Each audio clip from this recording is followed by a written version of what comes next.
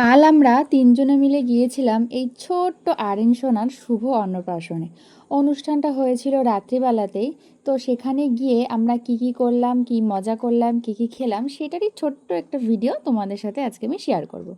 প্রথমে দেখো গেটটা কত সুন্দর করে বেলুন দিয়ে সাজিয়েছে, ভীষণ সুন্দর লাগছে।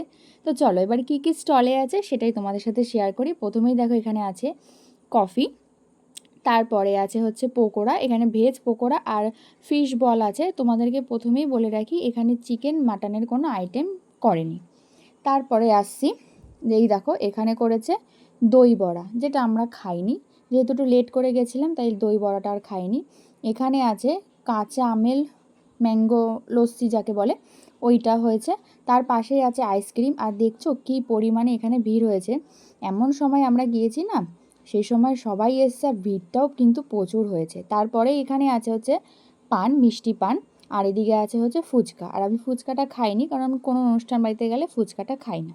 তো যাই হোক, এদিকে দেখো কত সুন্দর করে এখানে পুরো জায়গাটাকে সাজানো হয়েছে। ওই পাশে করেছে খাওয়ার জায়গা, আর এই পাশে গেস্টরা দাঁড়িয়ে স্টলে সবাই চা কফি এসব খাবে।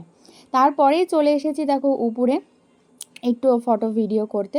তো এখানে দেখো আমরা সবাই মিলে, মানে আমাদের পাড়াতে সবাই মিলে আমরা কিন্তু একসাথে একটা গ্রুপ ফটো তুলেছিলাম।